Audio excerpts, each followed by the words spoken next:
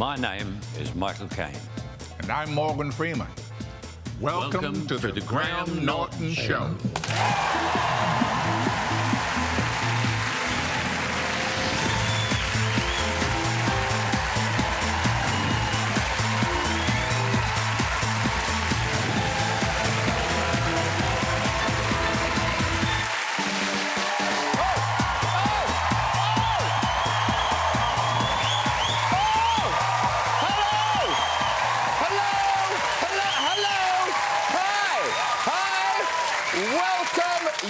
We're back, ladies and gentlemen, back on the telly. I tell you, I'm more excited than Nigel Farage under a blanket on a long-haul flight. Did you see that? Did you see it? It's so unlikely. Nigel Farage has denied getting off with a porn star on a plane. Yeah, I mean, come on. It's not very likely. Apparently, the flight attendant said he touched the woman here, and the exit at the back. A lot has been happening while we've been away. Article 50 was triggered and Brexit is happening. It's really gaining momentum. That's Theresa May writing the letter to the EU. Yeah, to which the EU responded, who dis?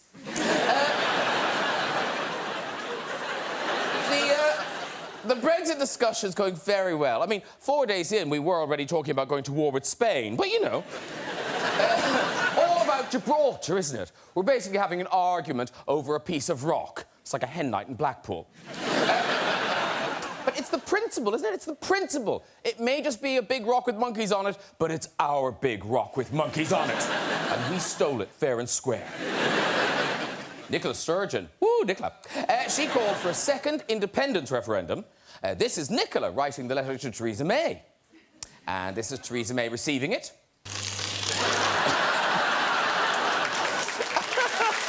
Let's get some guests on! Later, we'll be meeting comedian Jack Whitehall and Game of Thrones star Gemma Whelan. They're in the new adaptation of Decline and Fall. And we'll be music and chat from the mighty Take That! Yeah! My first guests are appearing together in the new movie Going in Style. One is the Oscar-winning star of Driving Miss Daisy, Unforgiven, Bruce Almighty and The Shawshank Redemption. The other is one of Britain's greatest screen actors, the star of Alfie, The Italian Job, Hannah and Her Sisters and The Dark Knight Trilogy. Please welcome Morgan Freeman and Sir Michael Caine.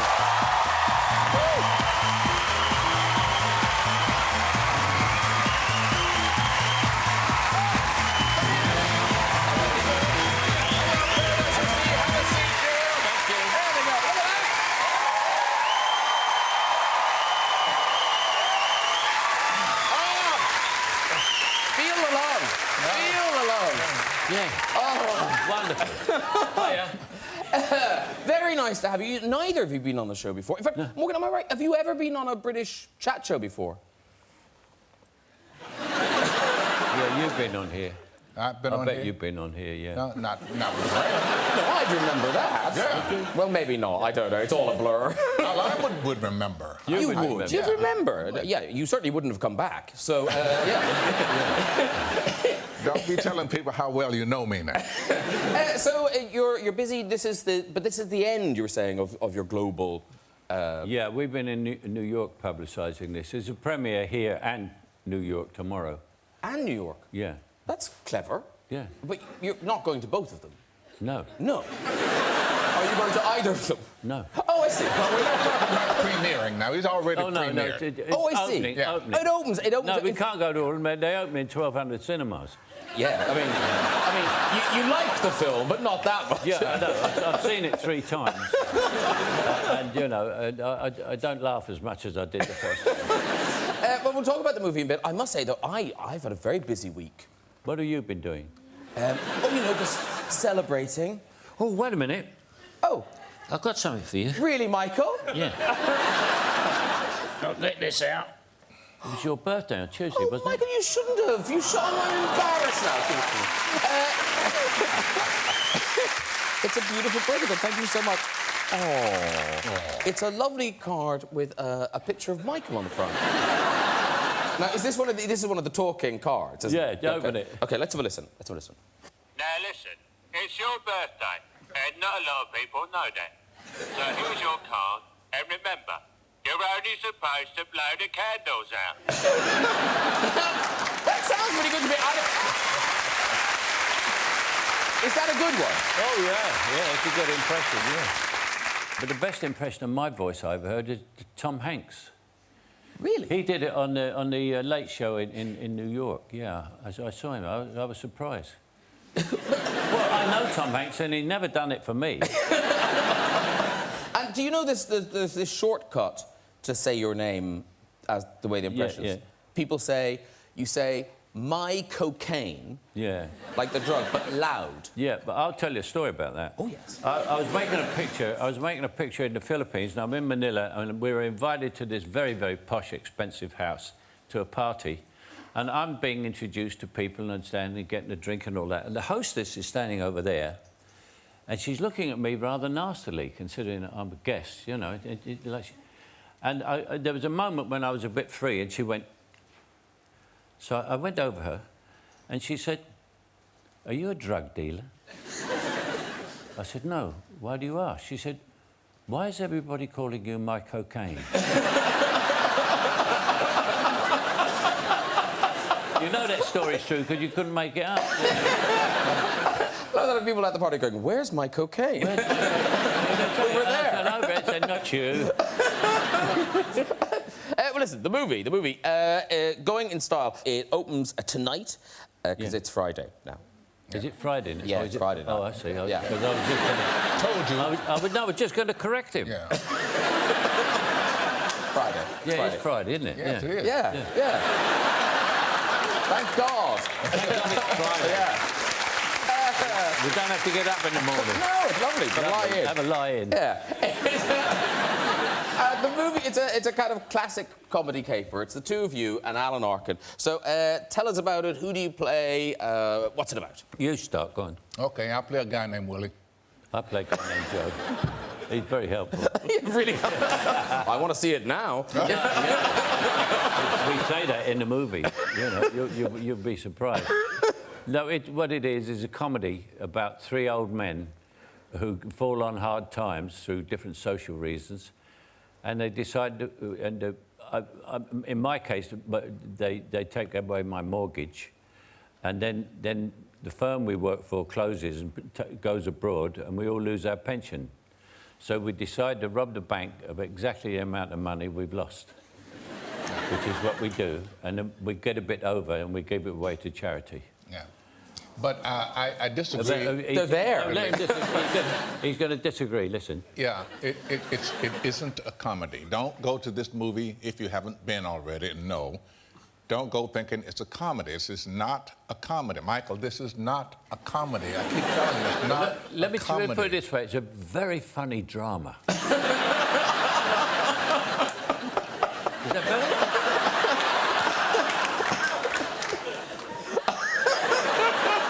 Almost. But it is a big crowd-pleasing film. And what's interesting about it is that, you know, you're the criminals, but you're the good guys. I mean, we're rooting for you. Wait a minute, Graham. He's in a mood this evening. We're the good guys. Yes. Not criminals. Not low-lifes. Remember low-lifes? Yeah. Oh. I remember them. Yeah. I grew up with them. We're guys down on our luck who take desperate measures. And the banks are the baddies in this, which is, you know... See? Yes. Yeah, the baddies. We're on the same page. Great. Okay. Okay. Yeah, the banks are the baddies, yeah. Because there was a time, and I think, is this right? The end of The Italian Job was because the censors at the time wouldn't allow the criminals to get away with it. Yeah, that's the thing. We looked like we were getting away with it, and we had to end it like that. We had to cut off the end because we were going to topple the car over and then collect the stuff at the end and bottom of the cliff. But we had to stop it because we'd have got away with the stuff. But there was a very thick morality then about every bloody thing. You know? Yeah. But people when we were growing up, crime didn't pay. No, crime didn't pay. Now only crime pays.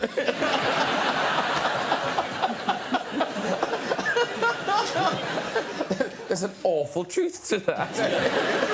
I only said it as a joke, but it's not, is it? Yeah, it kind of is true. And also, I was saying to you backstage, what's great is to see you guys playing, you know, leading men. Yeah. in a movie, that it's about the three of you. We usually grandpa and all that, you know, in a funny hat, yeah. And what I didn't understand with you, Morgan, is that, I mean, you started late, but then you were also playing older people, you know, early on. Because, yes. Like, on stage, when you got the chauffeur in Driving Miss Daisy in the play, what were you, like, late 40s or something then? I was in my late 40s. Playing old is not that difficult. You just... No. But no, I heard a thing where your acting teacher, I think his name was Mark Gordon. Mark Gordon, yeah. He gave you very specific advice about how to walk old. Yeah. First thing he told us that we learned was never cross the stage in an unbroken moment, in an unbroken movement. Next, he says, in order to play an old man, you have to imagine that your testicles are made out of glass balls. Christmas ornaments. I've never heard this story. You never told me this one. I've heard that more. Yeah, go on. Yeah. Go on, Stick with me. And so that's sort of, you know, the way I go about it. You know, playing an old man, just walk carefully. I'll watch the movie again with interest. Did you see him come on? I'll watch it back. Watch it walk off. Yeah, I will. I'll hear the bells. Do you think it sounds like a cocktail bar? Is that ice? We must really talk about Alfie, because Alfie was obviously a very important film for you. That was a very important film. Yeah.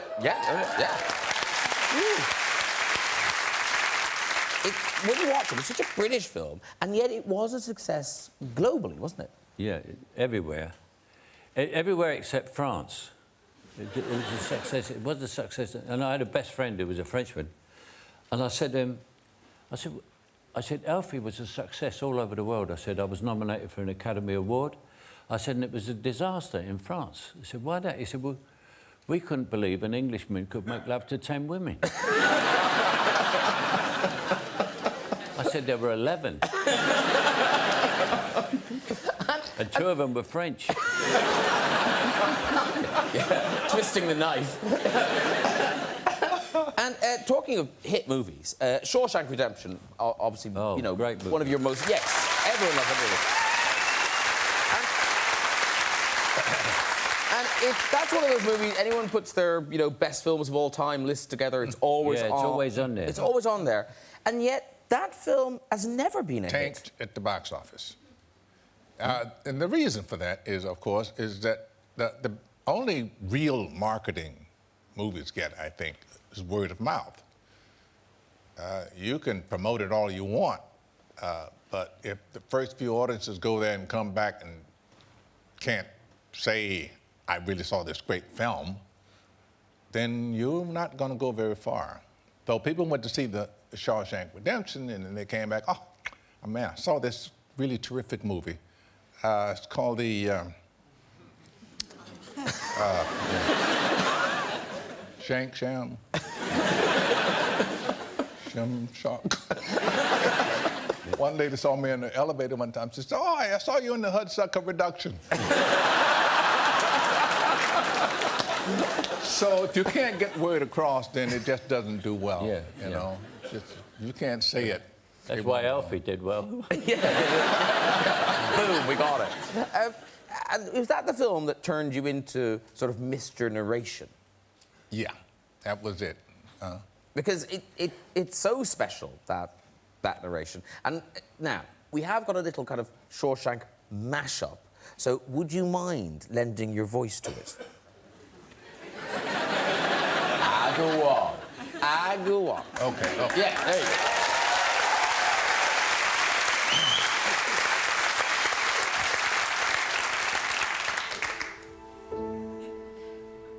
I must admit I didn't think much of Graham Norton first time I laid eyes on him.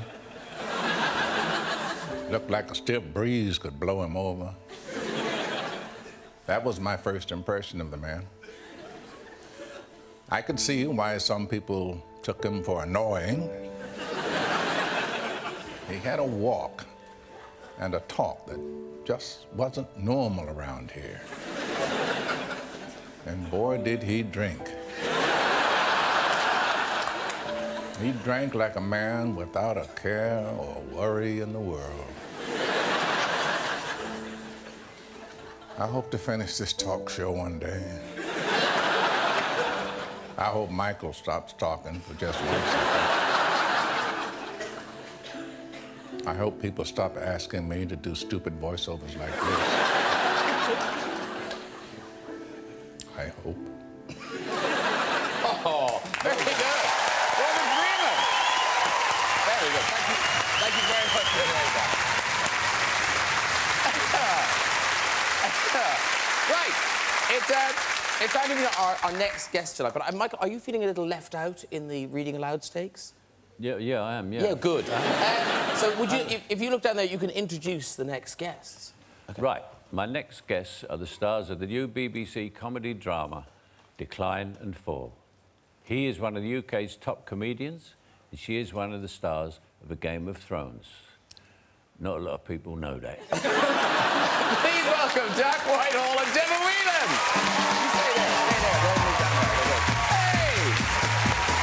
Hello, lovely to see you. Hi. Lovely to hear you. There you go.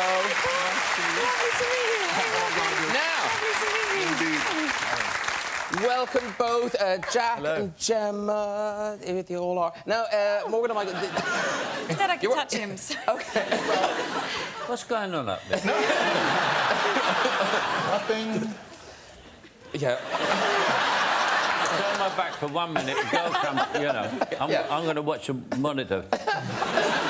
Morgan scrunched down the couch. Yeah, he's gone further away, look. He's gone further away. Go ahead. Blame me. Have we got another guest? No, apparently we don't. Apparently we might do. So you're very welcome, both of you. And Thank congratulations on the success of Dining Fall. But I have to say, Morgan Freeman, Yes. I don't know if you're familiar, but you are in a film with Jack Whitehall. Huh? Aren't you? I made a very big impression. No, you haven't done that's scenes. That's so unfair. No, you haven't because done scenes We together. were filming it at a completely different time. The Nutcracker. The Nutcracker. See? You set me up. You did. Pleasure to meet you. Yeah. We did that, but we filmed at different times, because... Yeah, I was only working with the little girl and some extras. And, Yeah. Yeah. I did a lot of scenes with the little girl. She was amazing. Yeah. Although I had to do it with her on a horse. On a horse. Yeah, So you she's were on Prince horseback. And I played one of the princes. Yeah. And so I was stood there, and she's on this horse, and it was my first big scene, and I was so nervous. My close-up, I'm doing the scene with her, and all of a sudden, the horse just opens its bowels. I mean, and the horse's arse is right there, and I'm doing it, and I'm carrying on with the scene, and no one else stops, so I'm like, oh, we just carry on, do we? And I'm doing it, and I'm thinking, and eventually I had to stop, because it wasn't just like a few pellets, this was like an avalanche. I'm so sorry, I just can't carry on with it doing Poor that. horse had been holding that for Been holding it in, yeah. And then everyone looked at me and they were like, oh, come on, we were up against the clock. I was like, I don't want to be prissy about this. Like, I'm fine. If someone improvises or changes a line in a scene, I will roll with that. But if anything in front of me, I'm taking the time out. Are you supposed to keep going? No, you're what supposed do to you do? stop. No, He stopped. actually, they're going to cut that scene. They're going to cut that scene. You're going They to will cut it. never- They're not going to use it, so you might... I can't understand. I've grown up watching Westerns. You never see a horse dump anything. You never see anything on the streets in these little towns. Horses lined up all along the street, nothing on the ground. And so, how do they do that? How I do have they horses. do that? I know what they do. They wait for me. What do they do? No, because Gemma, in Game of Thrones, Yes. You do a lot of horse acting. Oh, yes. Yeah, that's where Yes, I do. That was very good. I'm an all right horsewoman. They taught me to ride a horse, Okay. but we did have a scene where it was a very, very farty horse, and it wouldn't go. Whatever the technical term for making a horse go. So you just a little squeeze with the Yeah, well, it wouldn't. With a kick, it wouldn't go. But anyway, all the way up. Well, Alfie and I were doing our lines, and it's a scene where we get quite. Oh, was it that scene? Yeah. Where Alfie... Oh, yeah. Yes. Yeah. Yeah. Yes. And that was one of my audition scenes, which was quite interesting. But no, but hang on. But I thought that the audition scene was the other way round. Yes, it was the other way around. So in the actual scene, it was Alfie working away on me, but in the audition, my mother's watching, working away. She'll answer what that means. Has your mother not watched Game of Thrones? She has. bet she has. She has, but some things she doesn't ask about. See? If anyone tunes in and hears you talking about Alfie working away on you, it might be quite strange.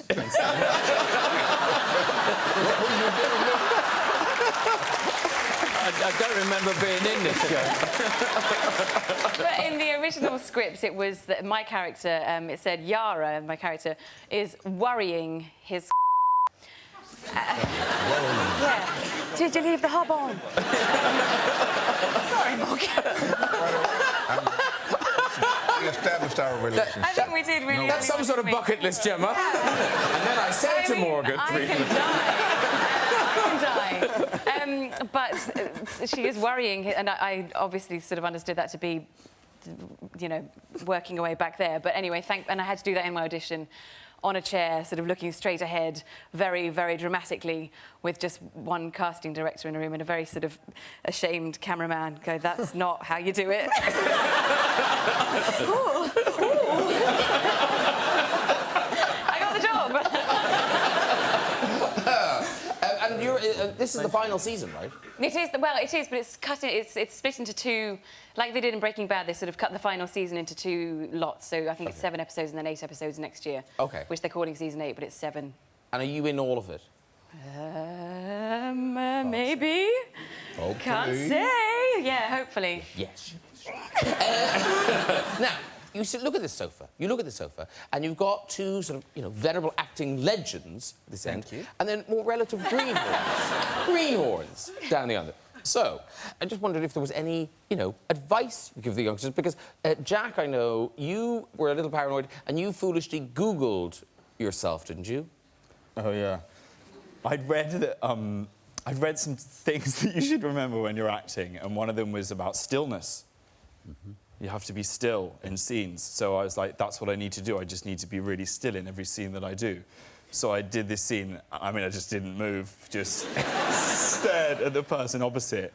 And it went out. I was like, I think I've got away with it. People thought I was all right. And I Googled myself, and I found a forum, and the topic on the forum was, does Jack Whitehall have a glass eye? All these people discussing whether I had a glass eye or not. So then, and then it made that even worse, because then the next time I was like, I'm going to prove them I don't have a glass eye. You see my eyes just like... Never read anything. No, because Michael Caine, you did the famous acting masterclasses. Yeah, I did, yeah. It was in the 80s, wasn't it? Kind of late 80s? Yeah, it must have been the 80s. Yeah. Years ago. I saw one. Did you? Yeah, and it gave me a big lesson in movie acting. Big lesson. What was it? About where to look when you on the close-up. Yeah, I'm doing it to you now. You know, yeah. Yeah. One eye and you look at it. Yeah, you know, yeah. Because in the movies, because it's so high, usually when you engaged with someone, you're looking from eye to eye for some reason or other. And in the movies, you're either jerking around like that, and it's not really cool. It is cool. You know? Right. It's very cool.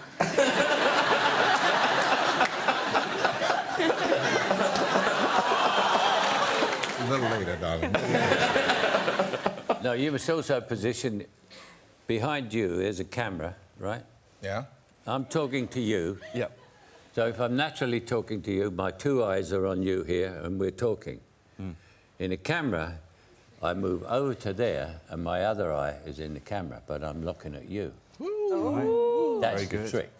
Wow. And you don't blink unless, you know, you've got something in your eye. Yeah. I don't have to blink at all. Marlene Dietrich told me that. Marlene Dietrich told me that, yeah. I was at a birthday party for Liza Minnelli, and her godmother was Marlene Dietrich. And then she saw me, and I was just sort of famous as Alfie or something, you know, and she knew who I was. And she said to me, she said, "You're supposed to be a movie star. Why are you dressed so scruffily?" And she started giving me a about dressing. And I thought, this is Marlene Dietrich, you know. And there was a buffet, and she said, there's a buffet, let's have dinner. So I said, oh, OK, all right, OK. I said, come on then, we'll go and choose. She said, no, you choose. I said, what do you want? She said, whatever you have, I'll have it. And then I sat down, and she said, and another thing, you're using the wrong eyes. And then she told me that story. It's amazing. And then someone else said, never blink. People don't like that when you blink, no. Never, what, keep them unless open? there is a reason. There's a reason. Other If than you've got- having something, you can make comments. Yeah. with- I've talked to you without blinking you know. the entire time. You didn't blink once. I know. I just assumed you may have had a glass eye. No, I'm just trying to be like you. Just keep an eye glass eye. You mustn't blink. Right, Decline and Fall. We're 2 weeks in. It's the Evelyn Waugh novel. And Paul Pennyfeather. Yes. So if people haven't seen it, who he? Who he? He is, he's a man... I'm getting quite lazy in my old age as a chat show host. I'm just giving guys... Who needs all those names? Film, what? It's He, and I'm doing it. He, a man he, a man who expelled from university, and then he become. I'm doing it. He becomes a teacher in a school where he meets all these crazy people. One of whom is played by Gemma, and one of whom is played by David Suchet, and he marries Eva Longoria, not in the book. She plays a woman in the book called Margot. He marries her, and then he ends up going to prison, and. That's ruined it. I've ruined it. Well, there is a book. No, we know you're going to prison. Yeah, you know. I definitely go to prison. It says next week, and then you see you in prison. Oh, yeah. Well, I end up in prison, now. and then I escape. Tunneling through Now you're giving it away. I do. No, I meet Morgan Freeman in the prison, and he helps me. And then we meet by a tree. I think I've got them confused now. Right, it's time for music. But first, we must say goodbye to Michael and Morgan. It's been such a treat having you on the show. Thank you so much for coming to see us. A huge thank you, ladies and gentlemen, to the great Morgan Freeman and Sir Michael Caine. Thank you very much. Cheers. Hiya. Put your trousers on. Good night, darling. Lovely to meet you. There you go. Thank you all. Bye-bye. Thank you very much. Cheers. Good. Very good. But now it's time for our musical guest. It's 25 years since this band released their first single. Since then, they've had 7 #1 albums, won 8 Brit Awards, and sold over 45 million records. Here, with an exclusive performance of Wonderland, it's Take That! Woo! Come on over, boys, do! Lovely to see you. Lovely to hear you. Nice to see you. Hi. Lovely to see you. Come in, sit down. How are you? Jack and Gemma. Let's take that. Very good. Very good. Sit down. Sit. Oh, there's mine. Hello. Hi. So, tour. The Wonderland big new stadium tour. Yes. But is it true? It's sold out, so there's no point mentioning it, really. I think so, yeah. But it's we start on May the 5th. It's quite close to being sold out, to be honest. our tours are, they're always. It's the highlight of our whole year as well. Yeah. It's just always an event, and with Wonderland being the title of it, of course, creatively for us, we're going to be throwing everything at this show. Because have you guys seen Take That concert? Yep. Gemma? Yep. I went with my No. mum. Gemma hasn't, but I haven't. I've invited her. We Yeah, I'm spoke gonna earlier, go. so Yeah, she's we're going to gonna come go. this summer. Yeah. Which ones Yeah. have you seen, Jack? I saw the one with the big man. Oh, yeah. Came through. That was amazing. Progress. Yeah, Progress. Yeah. Oh, Robot? Is that what Loved you're it. looking for? the big robot. Yeah. I thought you were talking about Robbie. Honestly, if you haven't seen a Take That concert, go. Because it's amazing. I mean, after I say, you guys don't really need to be there. I mean, there's so much. Don't say that. No, honestly, if they popped a CD on and did that show, you'd leave perfectly happy. We're I mean, I'm not, I'm trying not to blow my own trumpet here, but I believe for anyone that doesn't really like the music of Take That, I believe they could go to a Take That concert and go away very, very happy with what they see. Yes. Put on a show. Yeah. We put on a show. A bloody show. But I think half of that comes from a sort of an insecure place, really, from when we're sort of... I feel like sometimes we feel like we sort of need to do that. Put all that stuff around us and then to make us sort of, you know, appear... Yeah. Appear good, yeah. We need help. We need help as much as we can. I'm exactly the same. Every show I do, I'm like, let's have confetti cannons, let's have pyrotechnics. Yeah. I don't believe you cannot glitter a turd. You can. That's show business. I've had the injuries, haven't I, on these tours? Yeah. I mean, one of the first tours we did in Berlin, Mark was like this with his hands to flip me over to do a full somersault, and I landed on my finger. So we all went into the position of facing each other, two facing each other while Gary was singing, and the other two were looking at me like going... and I looked down, and this finger was pointing in that direction. It was awful. Yeah. I mean, it was just a finger. It wasn't a leg or an arm, but when you look at a finger in the wrong position, it's like... And the best thing was we had this lift in the middle of the stage, and he'd gone off and His middle finger been told to bite on a towel, and they put it back into place. And of course, 3 numbers later, Howard comes up. For the...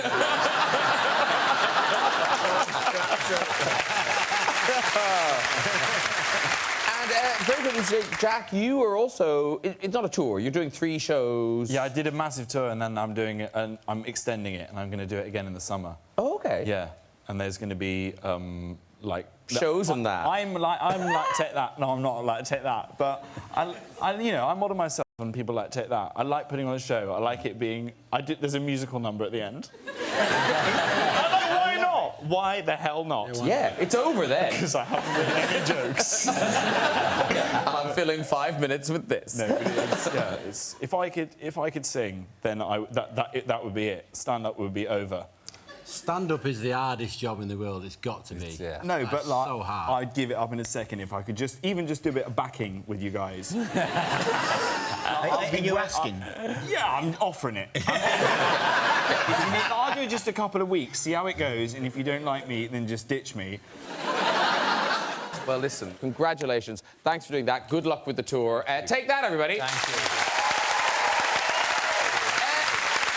That's nearly it. But before we go, we do have time for a visit to the big red chair. I turn now. Who's up first? Hello. Hello. Hi.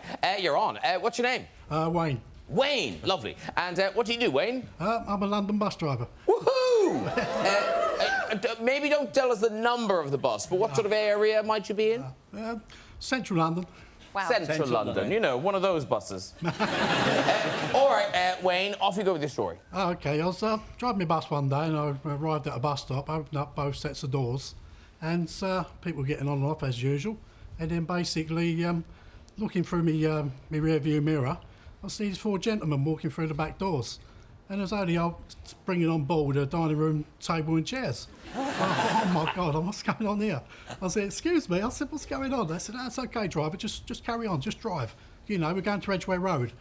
And I thought, what's this, the Last Supper? They actually put the chairs around the table in the disabled bay where your wheelchair goes. And I said, no, there must be some mix-up here. I said, you've got to be needing a removal company, not a bus company. And needless to say, at the end of it, they got off. We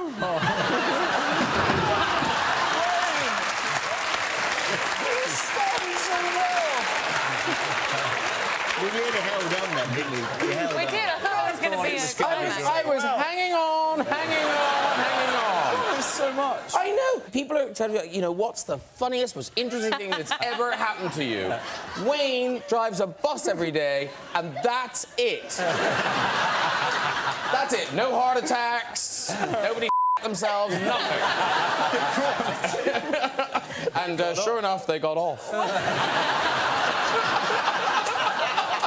Wayne. Yeah, Wayne. Yeah. OK, I'm going to be a little stricter from now on. Because, no, seriously, didn't you think? Wayne's stories are like London buses. You wait ages for one, and then it never comes. OK, let's try somebody. Here we go. Hello. Hello. Hi, what's your name? Valerio. Valerio. Where are you from, Valerio? Italy. Italy, lovely. And do you live here? Yes. What do you do here, Valerio? I'm a logistic manager. Sweet. Look. Oh my God, Gemma's on fire. She's like, oh, I hate logistical managers. I want to touch it. Can she just... All right. It's Morgan all over again. I loved when you were talking to Morgan Freeman's penis. That's my favourite bit of the show, was when you were bending down talking to it. Sorry, Valerio, we got distracted. Eka, off you go with the story, Valerio. Okay, so I'm here tonight to surprise my beautiful wife, Alma. Alma? Yeah, she actually in the audience tonight. Oh, where's Alma? Are you sure? She may have left you. Oh, no, there she is. Yes, right, she's gone. No, your beautiful wife, Alma's still here. Off you go, Valeria. Is this a nice surprise? Yes, of course. Okay. She's pregnant of our first baby. Oh. We don't know yet the gender of the baby. Oh, yes. Because I really want to wait until the baby is born. Of course, Valeria. But she really wants to know as soon as possible. Oh, yes. So the doctor wrote on this piece of paper the gender of the baby. And I say to her, we will open in a special occasion. Oh, yes.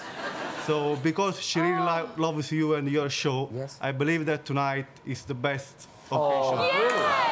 Brilliant. May I open? Yes, do. You dare pull that lever.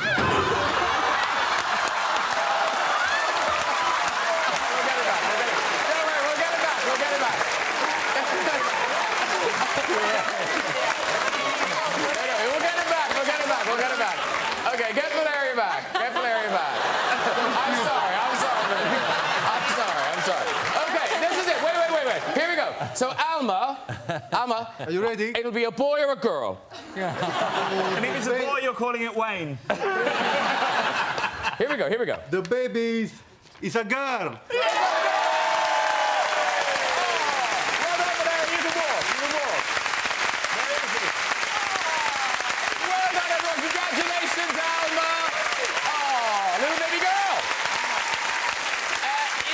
Join us on the show and have a go in that red chair. You can contact us via our website at this very address.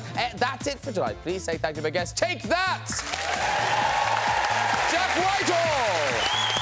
Gemma Whelan! And, of course, the great Morgan Freeman and Sir Michael Caine.